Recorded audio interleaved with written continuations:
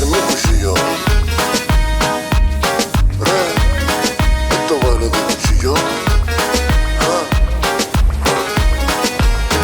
world, John G, Modern Design Aquascaping. I want to share a really cool project with you. I have had the privilege of being invited by my friend David Misterly, who owns Aqualife Ponds, and we are in Encinitas, California.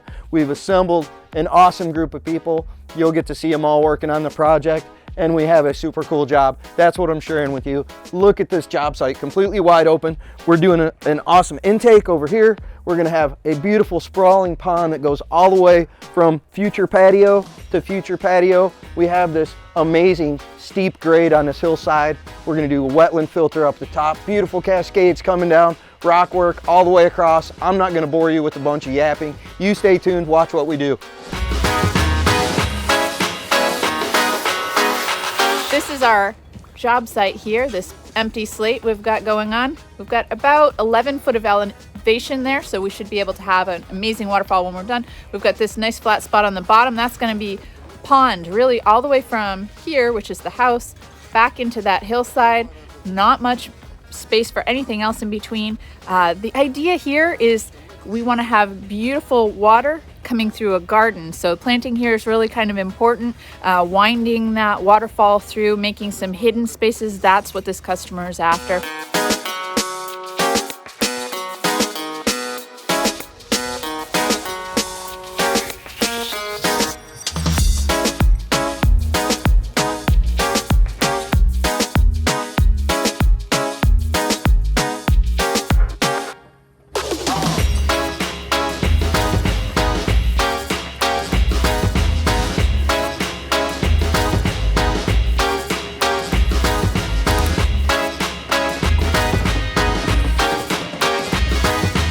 Today is all about logistics, so we've found some things, logistical stuff and problems that we might have to solve beforehand. I'm going to spin you around here. Why are you pointing at it? What are you doing, Mr. Adams? Am I supposed to say something? Well, yes, every single thing, as usual, runs through the middle of the pond. We have a 4-inch drain line that runs that way and this way, an old 4-inch, a new 3-inch drain line. We have power, we have gas. What else do we have? Some deck boards? Yeah. We didn't hit the sewage yet. No, but we're thinking about it just because it's over there and we haven't chopped into it yet. So just give me a few minutes and I'll get over there and chop in that. All right, let's show you what we got. So you can see we've ended up with this hole here, but we've got this 4-inch drain. John's over here. And then we've got the gas line, we've got the electric line. And this, of course, our intake is down here. The pond wraps all the way around here.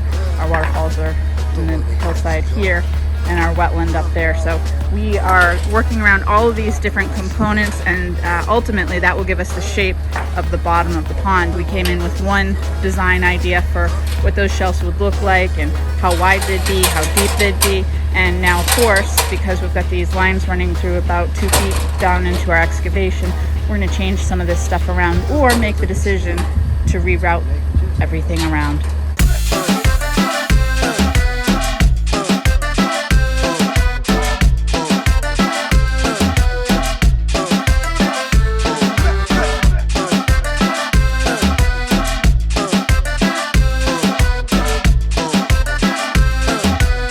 Hey guys, holy cow, it's day 2 out here in Encinitas. The madness that we ran into yesterday. There's literally gas lines, electric lines, foundation drains. Sean was in the machine cutting an access road basically to get down here. It is just a super tight logistical challenge on this project. All right, so here's where the foundation drains are right now, according to Sean's laser. He's checking grade. We're 2 3/4 below the bottom lip of the house. This is 19 inches below grade on this end. And the pipe on this end is where it got it dug up in here. He's doing the math on this side. 8 inches. 8-inch drop.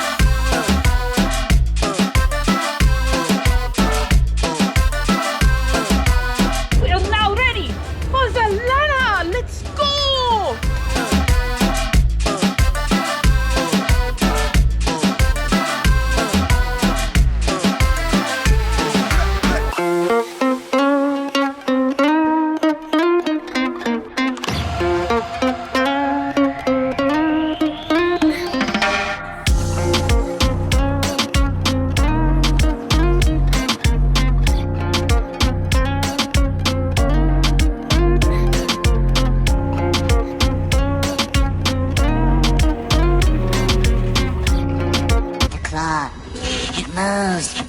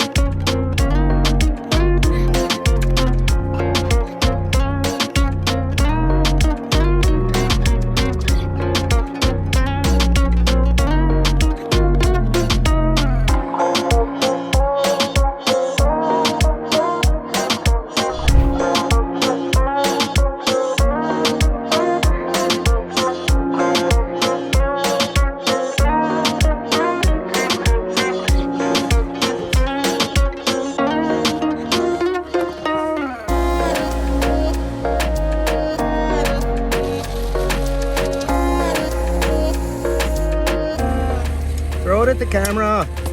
Don't be shy.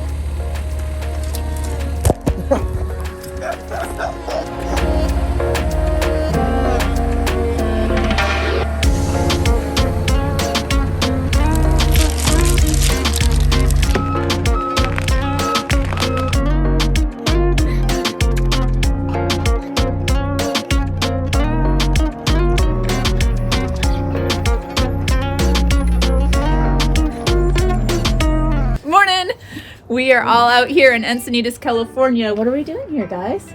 We're building ponds. Ooh, there's something different, right? Filling Awesome things. waterfalls, cascades. So collectively, we've been building over 100 years.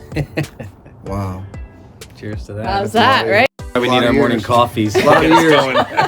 Let's just build 20 waterfalls and call it a day. This homeowner in particular has had a lot of things that he's incorporated into his design. What would you tell somebody if they were designing their first water feature?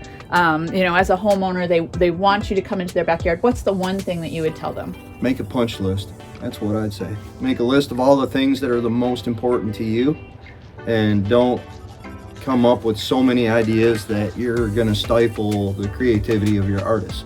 Because we got to fit all the stuff you give us in the box at the end of the day. So tell us what you want and how important it is, and then let us bring it out. All right, well, we've spent a lot of time talking, so we're going to get back to some actual waterfall building, and we'll catch you later. Bye. See ya. See ya. What I was thinking is we take out this tree here and then make a fall that's pointing towards the staircase coming up. Yep. Small pool. Yep. And then about 30 degrees coming back, drop back into that side, into the larger pool. Were we gonna make like a large pooling area here, just full width of the liner down in the bottom, and buckle that up as tight as we can and Dropping bring the it pond. bring it as far back as we can. So this here, I was just thinking of dropping that off towards the staircase into a small pool and then doglegging it back in. No, I think that's good. I think we get a more of a focal point there, a small pool here, a bigger pool there, and it can all dump in from both sides into that, and then get the massive waterfall however that drops in here at the bottom.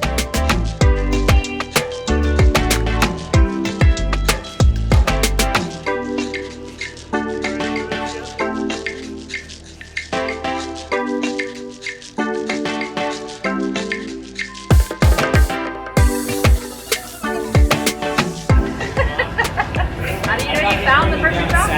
This is like a puzzle piece. This, guys, is the interaction stone over here, and this is the importance because we have this big tall rock right here.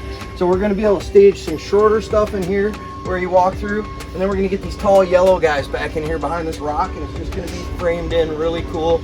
Your viewing area from inside, the kitchen area and the dining area is right there. You're gonna be looking out in this direction. So I think it's just gonna be a cool view. And April, I'm trying to finish this edge and get done, and April's like, no, plant pocket. She's forcing me to put carnies in now. I've created a monster. So we are going to build an aquatic pocket right in here for the carnivorous plants. We've got a walkway coming down this edge of the pond, and you'll get a really great view from here of those, and they'll be protected by this rock. So there's a big debate going on about what is the absolute best type of material to be planting carnies in, and we know you grow world-class carnies and you've tried them in all soil types over a lot of years, so tell me what you use. Peat moss, just peat moss. Just peat moss. I've mixed it with sand. I've mixed it 60% sand. I've mixed it 2/3 sand, 1/3 peat moss. It just hasn't made any great difference for me, and I find that after 2 or 3 years, the peat moss, especially when you get some depth and you got maybe 4 or 5 inches above water level, and then you get like 8 or 10 inches of it below the water level, it just does such a great job of developing a massive root system, and then all of a sudden it's just massive. You just get a significant clump. You just don't get enough root mass to really grow massive plants. So we're looking for a foot of depth, and in this particular pocket, we've probably got 3.5 feet, and it's probably 18 inches wide. So this is a substantial pocket that we're putting in here. And seal them up tight. You want to make sure that that peat moss isn't bleeding off into the pond, because basically when it gets wet, the underwater stuff will just turn to like quicksand. So if you don't have it, I wad up the underlayment like I've done down in here, shove that in the cracks between the rocks, and then foam it in so there's a double layer of protection. But you really want to do your due diligence, because if there's a way for that stuff to ooze out, you're going to come back next year and it's going to be like half empty.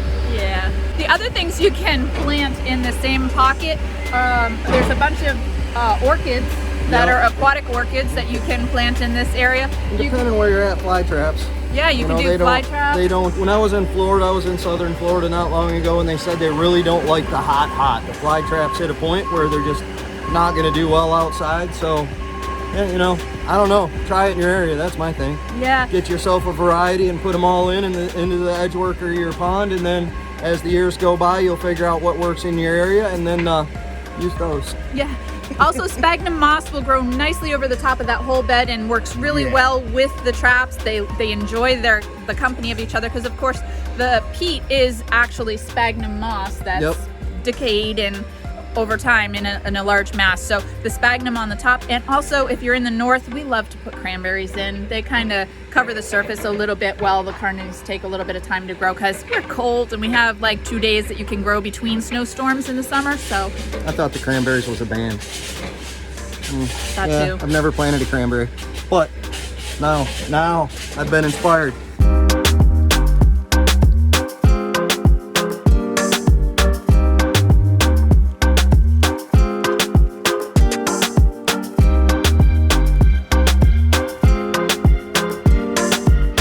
So while the guys are up working on the wetland, I'm working down here finishing out this edge. We're building a cobble beach out of rocks this shape. We like them to be this shape because we can lock them together. We call it a Johnny stack. Mr. Adams was the one that kind of taught me how to do it. So this is how it arrived at its name. Maybe a more scientific name would be an alluvial fan. It's something that you can see in nature when water takes rocks and kind of washes them. They tend to sort themselves out by size and stick heavy side down, which is exactly what we're replicating here, because when you take the rocks that are the shape and stick them heavy side down, they don't really move. So we can stack up a beach that climbs up and out of our intake here and have it kind of stay in place when we're all done. It's not going to slide back into the wetland and have bare liner. You can see here I already started. We just take a rock that's a little bit bigger and we kind of wedge a rock in next to it, and then the next one can lay in against it. So some of these just got placed back on top when we were sorting out rock earlier. They don't really belong in the beach yet, but we'll take a cobble like this, put it heavy side down, it lays in and stacks. You just see this little bit of it, but it's got all this stone back behind it. On these edges, we need to get something big to keep all of our rock from tipping down into that edge. See how these are starting to line up in a row? We gotta break that up somehow. We gotta get something with a different shape on the end. So we don't want to see a big row of rocks. If you want it to look like it's really natural and not have it look like it's, you know, stacked up like an alluvial fan, you can just throw some loose gravel over the top at the end and it looks just like you kind of threw all the gravel in there, except that underneath it has a structure that's not going to slide.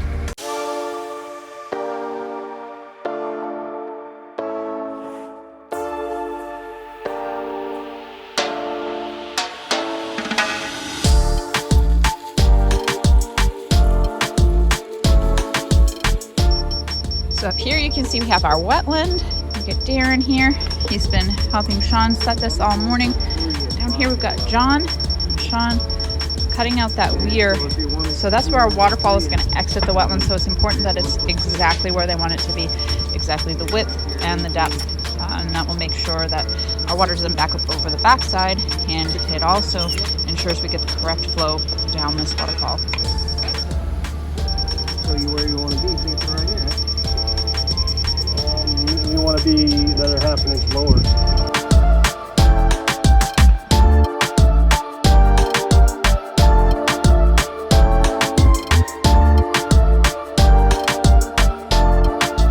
Hey guys, welcome back to Cali. You see this? Not 70 degrees this morning, but here in a few hours it's gonna be. The weather is absolutely beautiful. We've been trucking away on this. Sean and the guys finished up the wetland up top.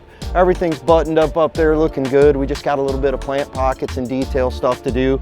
You can see we finished up a little bit of the edging. April's beautiful edge detail work here. We've created these carnivorous plant pockets. We've got the edge work done except for a few light connections all the way down the back side of the pond. The intake bay down there is hiding underneath the liner. You will see that, super secret. Not really, it's just covered in liner, but it looks great down there. It is almost completely finished. The plumbing's out, ready to be hooked up to the top. Let me walk over here to the bottom of the pond. Look at the carving going on, the sculpting of the soil all afternoon yesterday. It was so exciting. We're just measuring boulders and we're cutting all these shelves in. This is literally just the right side waterfall. There's another one going in over there we haven't even started on yet. We've started setting in these accent boulders along the edges that are gonna be the retention for a waterfall. We've got that stuff going on over here. We're shooting some really cool shots. We're gonna catch some drone footage at the end so you guys can get some overhead views. I'm super excited about it. We get back to work. You guys stay tuned, watch it happen. Thanks for hanging with us. It's Friday and we got the liner in on our waterfalls. So we had to seam this baby and we made it into two 15 by 50 rolls into a 35 by 30 roll. And look at this mass, especially with Santa Claus up there showing his muscles and holding his drink. But look at this beauty that Johnny G. What's up? And April and Aaron up top laid out. What do you think, John? I think it's gonna be spectacular. Can't wait.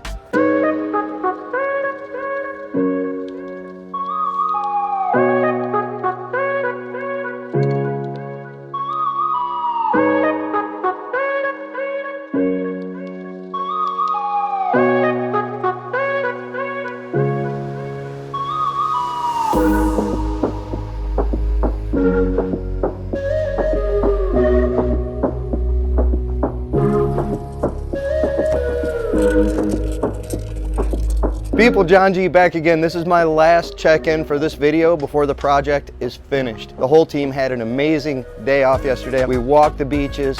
We went to this killer little town, a place called the Succulent Cafe. We saw the most amazing little tiny plants and all of these cool artistic arrangements.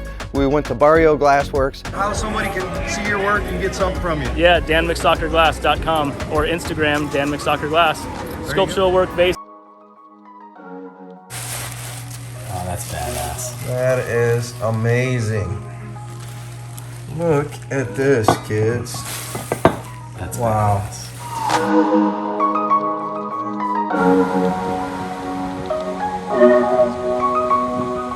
I wanted to just give you a quick view of what's going on the project. You can see all the stonework that got done at the end of the week last week. We have 4 days left to get this project done. I think we're on target.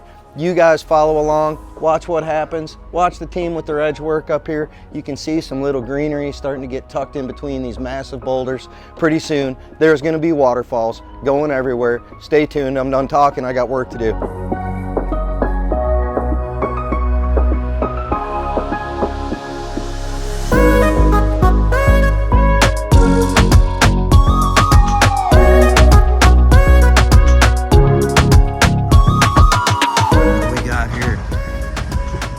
Giant tree.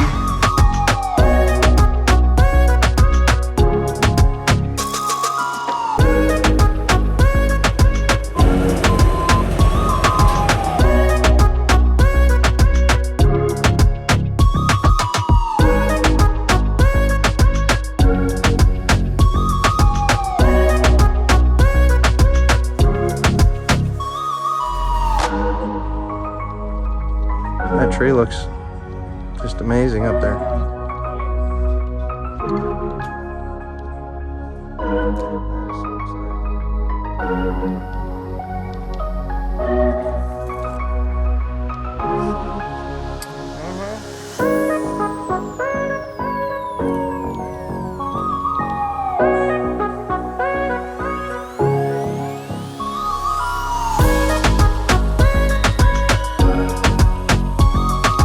Hey guys, this is going to be epic after footage. I want you to stay tuned for the ending because we had a professional videographer came in. We have all kinds of lifestyle shots. We have nighttime shots. Don't miss the ending of this video. Do this. If you got any comments, put them down below. And I want to thank David Misterly from the bottom of my heart. If you guys are interested in an amazing, huge water feature project, you need to get the right team. If there's a local CAC, certified aquascape contractor in your area that you jive with, go through them. They'll bring in people like us. If there's not, call us direct. You have our number. We'll assemble a team of people and descend upon your place and create something fantastic. I want to thank the entire team that was here. I'm going to remember everybody. It's been a few months. Aaron Chico, Darren Tabito, Sean Frost, April Dugan, myself. If there's anybody else, shoot me later. I'm sorry I forgot your name, but months go by. We just built pond after pond after pond. It's awesome. I can't believe this is my life. Guys, stay tuned. Watch this footage. It's awesome. I'm going to go eat some tacos and drink this amazing cold frosty beverage. Appreciate you hanging in.